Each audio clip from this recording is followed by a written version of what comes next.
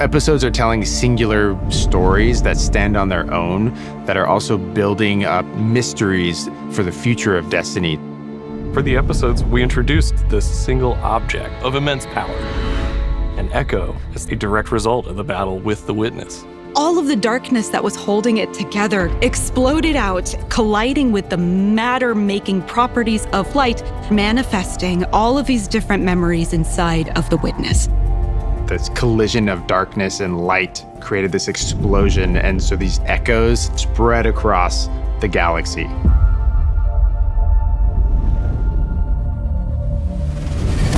The first echo that we encounter landed on Nessus. What they find there is that this echo has transformed the planet, awoken it into something it's really not supposed to be. So we go down to Nessus, and we immediately realize that the Vex are acting a little strange.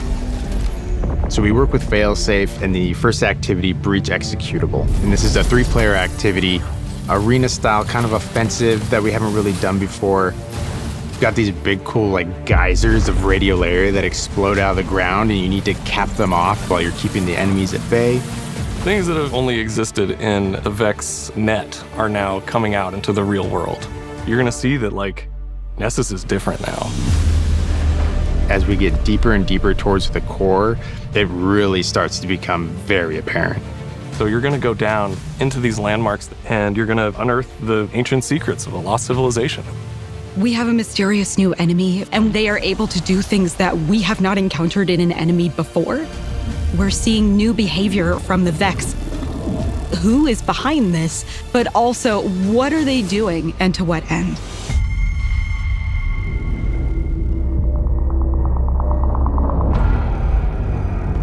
Revenant is going to be very Fallen theme. The Fallen don't have a home planet anymore. Reese has been gone for a long time, and they've been looking for a new home across the galaxy. Revenant has more dark fantasy themes. It's about slaying vampires with a touch of Splicer mixed in. The player gets to be a Slayer Baron.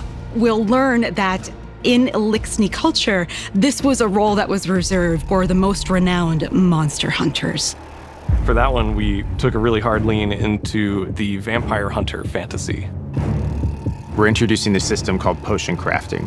Combat potions boost your artifact directly, then your loot potions, those are going to allow you to have agency over the rewards that you're chasing. What we'd like to do in year 10 is give players more agency in their pursuits. You'll see more experiences where you can kind of decide what you want to do in this next step. Fikrul is back, and he's got the Echo. And this is what Fikrul's using to build his new Army of Darkness. And he's moved into an Awoken Watchtower. Fikrul's Vampire Keep. We took a lot of inspiration from horror for that one. Heresy is about the Hive Pantheon dealing with some new interesting revelations that happen. We want to take the Hive Pantheon and shake up the snow globe. It means that we want to take the existing relationships that we see inside of it and put them through such a stress test that they come out changed. In Heresy, there's this new eldritch force that's bubbling up to the surface that is opening new doors, creating powerful mysteries, and ultimately they'd lead us back to the Dreadnaught. We're going back to the Dreadnaught. It's awesome. Some fans might think we've forgotten about the Dreadnaught completely, but we're going to give it a whole new purpose. We want this to be an eldritch, inscrutable fortress of secrets. The peeling that you'll see on the Dreadnaught, the weapons themselves are peeling back to reveal a new, spooky, bony front.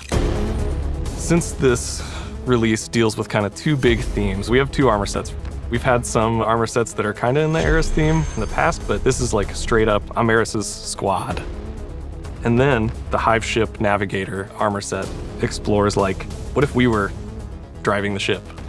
What if we were the navigators?